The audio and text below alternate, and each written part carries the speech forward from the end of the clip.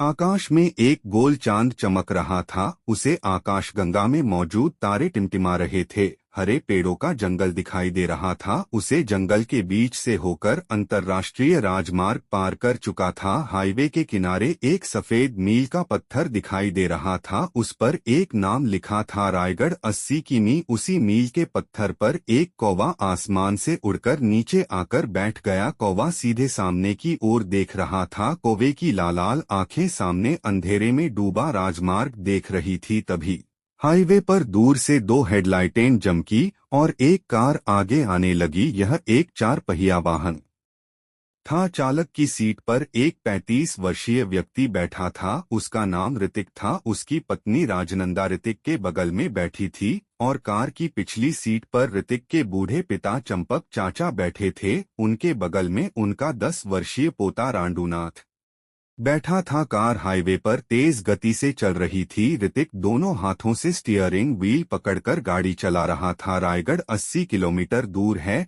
हम जल्दी ही पहुंच जाएंगे, ऋतिक ने कहा। तभी एक काला कौवा उड़कर कार के वाइंड फील्ड पर आया और उससे टकरा गया। इस अचानक हुई कार्यवाही के कारण ऋतिक ने कार पर से नियंत्रण खो दिया। कार डगमगाने लगी, कभी बाईं ओर मुड़ती तो कभी दाईं ओर। ऋतिक ने गाड़ी के ब्रेक दबाए। उस श्मशानी सन्नाटे में टायरों के रगड़ने जैसी तेज आवाज आई। कार सड़क के किनारे रुक गई और टायरों से सफेद धुआं निकल रहा था। इस अचानक हुई घटना से कार में बैठे सभी लोग डर गए। डर से घबराई हुई सबकी आंखें विंडशील्ड पर टिकी थी, जिस पर एक काला कौवा मरा हुआ गिरा था। कार के गति के कारण कौवे की खोपड़ी फट गई थी और अंदर से लाल खून बह रहा था। और यह वही कौवा था जो मील के पत्थर पर बैठा था। क्या आप सब ठीक हैं? ऋतिक ने सब की ओर देखा और शांत स्वर में पूछा। सभी ने सहमति में सिर हिलाया और कहा कि हम ठीक है। ऋतिक गाड़ी से उतरा। उनके साथ उनके पिता चंपक चाचा, पत्नी राजनंदा और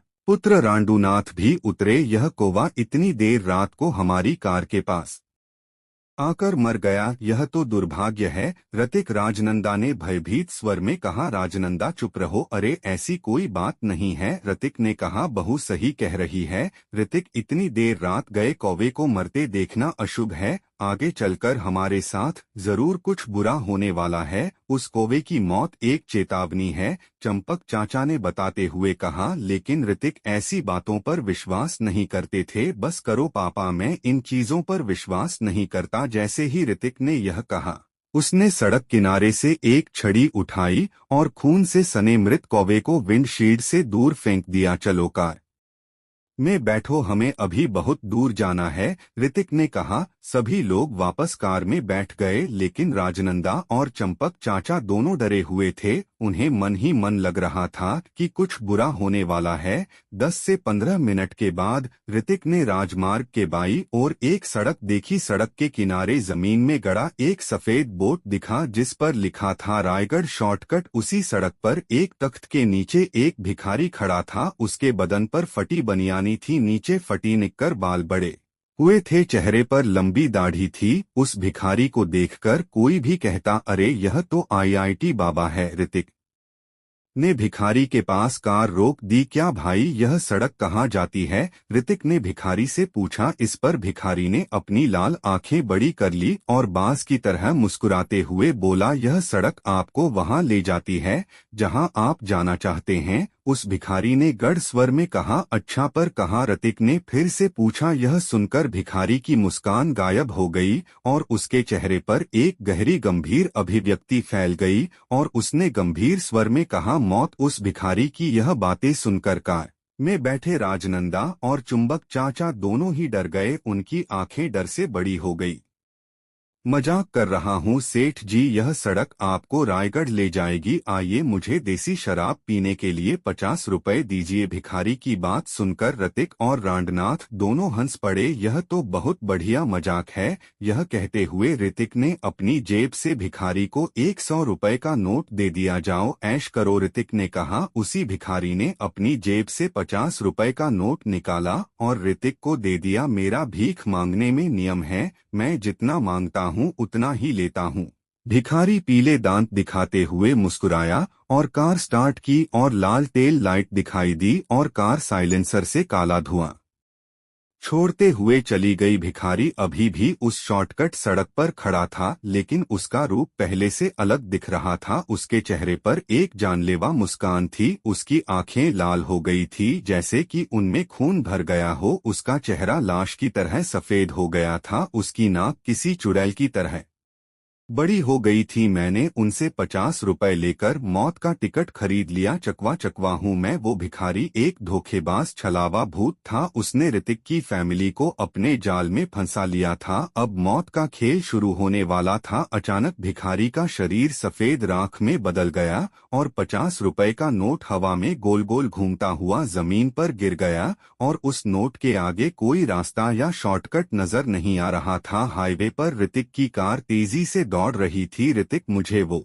भिखारी बिल्कुल भी अच्छा नहीं लगा, राजनंदा ने कहा। राजनंदा, अरे वो भिखारी है, अंबानी नहीं। उसके कपड़े और पहनावे वैसे ही होते हैं, उसमें ऐसा क्या है जो डर लगे? ऋतिक ने कहा। पिछली सीट पर बैठे रांडूनाथ अपने स्मार्टफोन वन पर यूट्यूब ऐप पर scary crocodile horror animation channel पर मौत का छलावा नामक वीडियो देख रहा था। दादाजी, यह छलावा क्या होता है? रांडूनाथ ने अपने दादाजी से पूछा। तभी चंपक चाचा ने कहा, छलावा एक चाल होता है रंडू, इसे चकवा भी कहते हैं। एक भयानक भूत होता है। यह रात में जंगल और राजमार्गों पर घूमता है। यह अपने शिकार को धोखा देता है और जब इसका मन भर जाता है तो वो चकवा है। छलावा अपने शिकार को बेरहमी से मार देता है। अपने दादाजी के मुंह से यह भयानक खबर सुनकर रंडू थोड़ा डर आया। कार उस काले राजमार्ग पर तेजी से चल रही थी। उसकी पीली हेडलाइटें रास्ता दिखा रही थी। ऋतिक ड्राइवर की सीट पर बैठा था। फिर उसकी नजर सड़क के किनारे थोड़ी दूर चली गई। वहां एक चाय की दुकान थी। दुकान पर 70 वर्षीय चाय विक्रेता था। गैस पर रखा गया कप में चाय उबल रही थी। नल के नीचे काले अक्षरों में दुकान का नाम लिखा था, डॉली चाय वाला। एक बार पी लोगे तो वापस नहीं आओगे। कार चाय की दुकान के पास से गुजरी। थोड़ी देर बाद ऋतिक को एक चाय की दुकान दिखी। दुकान पर एक अधेड़ उम्र का 45 वर्षीय चाय विक्रेता गैस चूल्हे पर रखे बर्तन में चाय हिला रहा था। स्टॉल के नीचे काले अक्षरों में स्टॉल का नाम लिखा था, डॉली चाय वाला। एक बार पी लोगे तो वापस नहीं आओगे। ऋतिक ने एक बार फिर से चाय की दुकान को नजरअंदाज कर दिया और कार तेजी से वहां से निकल गई। ठीक वैसे ही 10 मिनट बाद एक बार फिर ऋतिक ने फिर से वही दुकान देखी, लेकिन अब एक 20 वर्षीय गोरी रूसी लड़की उस दुकान पर चाय हिला रही थी और स्टॉल के नीचे नाम है, रूसियन चाय वाली का स्पेशल चाय है। भगवान, रूसी चाय, लेकिन 6,000 रुपए की। यह चाय कौन पिएगा भाई? ऋतिक ने खुद से कहा। और कार उस चाय की दुकान के पास से भी दुकान और आगे बढ़ गई। और जैसे ही गाड़ी आगे चली गई, वो दुकान जो छलावा का भ्रम था वो सफेद धुआं उड़ाते हुए गायब हो गया। पापा, मुझे बहुत भूख लगी है। पीछे से रांडूनाथ की भूखी आवाज आई। ऋतिक, मुझे भी भूख लगी है, राजनंदा ने कहा। इन दोनों की बात सुनकर ऋतिक ने आगे रुकने के लिए कोई ढाबा या होटल तलाशना शुरू कर दिया। 510 मिनट बीत चुके थे। सड़क बहुत शांत थी।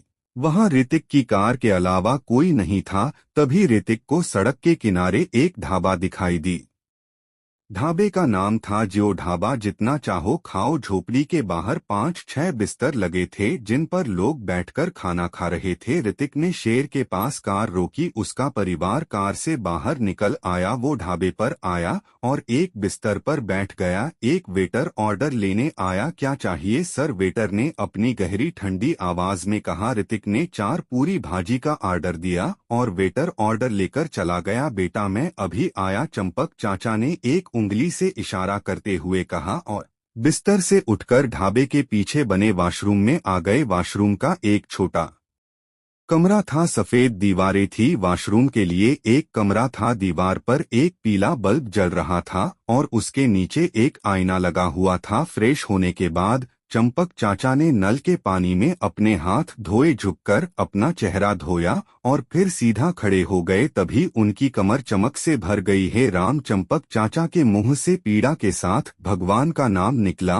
और उसके बाद जो हुआ वो दिल को दहला देने वाला था। शौचालय का पूरा दृश्य एक पल में बदल गया। नल टूटकर गिर गया, सामने लगा सुंदर दर्पण टूटकर बिखर गया, सफेद दीवारें बदरंग हो गई, मानो उस पर काली फफूंद लग गई हो और वो पीला बल्ब चटकने लगा। हे श्री राम, हे भगवान, क्या भ्रम है? क्या ये किसी प्रकार का धोखा छलावा है? हे भगवान, यदि कौवे की मृत्यु खतरे का संकेत है तो मुझे अभी जाकर सबको सावधान कर देना चाहिए। चंपक चाचा जल्दी से शौचालय से बाहर भागे। जैसे ही उन्होंने बाहर का दृश्य देखा, उनके पैरों तले जमीन खिसक गई, उनकी आंखें भय से फैल गई, उनके अंग कांपने लगे। कभी छत जो पहले बिल्कुल नई और रोशनी से सजी हुई दिखाई देती थी, अब एक जीर्ण पुराने खंडहर की तरह दिख रही थी। छत ढह गई थी, ढाबे के बाहर रखी खाट टूटी हुई थी, उसी टूटे हुए बिस्तर पर ऋतिक, राजनंदा और चंपक चाचा का पोता रांडूनाथ बैठा था। चंपक चाचा जल्दी से अपने परिवार के पास आए। बच्चों बच्चों, जल्दी यहाँ से उठो, यहाँ बहुत खतरा है,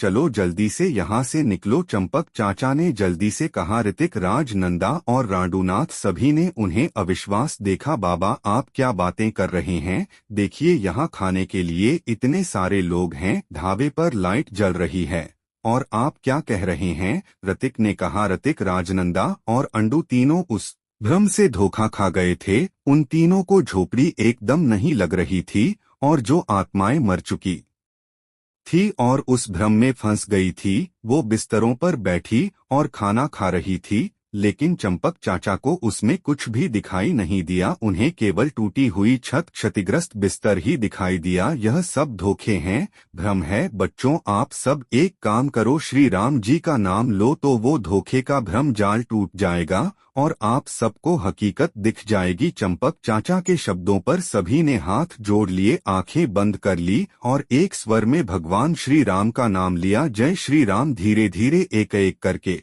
सभी ने अपनी आंखें खोली, और जैसे ही उन्होंने आंखें खोली, सभी के जबड़ खुले रह गए। उनकी आंखें गेंदों जितनी बड़ी हो गई। 2 सेकंड में उनके आसपास का पूरा दृश्य बदल गया। ढाबा बहुत पुराना और बेकार लग रहा था। उस झोपड़ी की रोशनी गायब हो गई थी, झोपड़ी के बाहर रखी घाटें टूट गई थी, उसके आसपास के लोग अचानक गायब हो गए थे। अब उस ढाबे पर केवल भी 4 लोग ही मौजूद थे। हे भगवान, यह तो भयानक है, ऋतिक ने आश्चर्यचकित स्वर में कहा। छोटा रांडूनाथ डर गया और अपनी मां की गोद में जा गिरा। तभी ढाबे पर से वही वेटर दूर से उन दोनों की ओर आते दिखाई देने लगा। वेटर के हाथ में एक ट्रे थी, उस पर एक गोल प्लेट रखी थी। वेटर के सिर के बाल अब सफेद हो चुके थे, उसकी आंखें सफेद हो चुकी थी और उसमें काले धब्बे थे। वो भूत की तरह जलता हुआ इन चारों के पास आया। उसने ट्रे सबके सामने रख दी। ये लो, खाओ, वेटर जोर से चिल्लाया। राजनंदा ने ट्रे से गोल प्लेट उठाई और जैसे ही उसने प्लेट उठाई, सामने का दृश्य देखकर उसकी आंखें फटी रह गई और वह जोर से चिल्लाई। उसका मुंह खुला का खुला रह गया। ट्रे के अंदर एक महिला का कटा हुआ सिर था, सिर से लाल खून बह रहा था और उसके दोनों हाथ कटे हुए थे। रूसी व्यंजन, रूसी पकवान खा लो। वो भयानक भूत जोर जोर से हंसने लगा और वहां से गायब हो गया। वो दृश्य देखकर सभी के चेहरे भय से सफेद हो गए। राजनंदा, पापा जल्दी से यहाँ से निकले। सभी लोग कार की ओर दौड़े, कार में बैठे और कार स्टार्ट की। 2 गियर डालकर कार को हाईवे पर डाल दिया। जो घटना घटी थी उससे सभी की छाती धड़क रही थी। कार सड़क पर तूफान से भी तेज गति से दौड़ रही थी। तभी इन चारों ने सड़क के किनारे पड़े भिखारी को देखा। उसका चेहरा काला और नीला था, उसकी आंखों की लाल पुतलियां उन चारों को देख रही थी। रुको, मुझे ले चलो, मुझे भी अंदर लो, ऐसा कहकर वो छला हुआ भूत उन चारों के पीछे भागने लगा। राजनंदा ने कार के साइड मिरर से पीछे देखा और कहा, गाड़ी तेज चलाओ ऋतिक, वो पीछे से आ रहा है।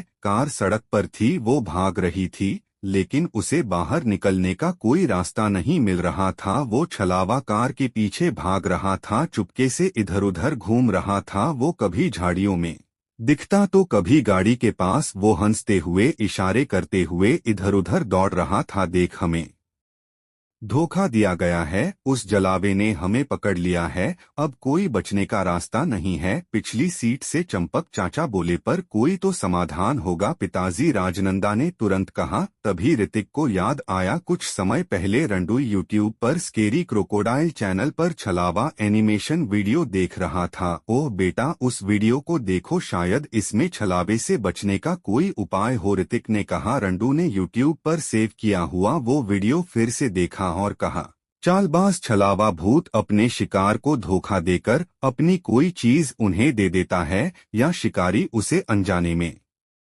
अपने पास रख लेता है। अगर आप उस चीज को जला देते हैं तो चालबाज छलावा भूत आपको छोड़ देता है। रंडू की बात सुनकर ऋतिक राव को उस भिखारी का दिया हुआ 50 रुपए का नोट याद आ गया। ऋतिक ने जल्दी से अपनी जेब में हाथ डाला और वह 50 रुपए का नोट निकाला तथा उसे लाइटर से जलाया और साइड की खिड़की से बाहर फेंक दिया। नहीं, छलावा जोर से चिल्लाया, उसका शरीर मौके पर ही जलने लगा और राख में बदल गया। जैसे ही छलावा का अंत हुआ, ऋतिक को फिर से वही सड़क दिखाई दी जो उससे 50 मीटर दूर राजमार्ग की ओर जा रही थी। ऋतिक ने जल्दी से कार को घुमावदार सड़क से हटाकर राजमार्ग पर ला दिया और उन चारों ने हाईवे पर कार रोकी और एक साथ पीछे देखा। तभी उन्हें अपने पीछे कोई सड़क नहीं दिखी, उनके पीछे केवल जंगल के पेड़ और झाड़ियां ही दिख रही थी।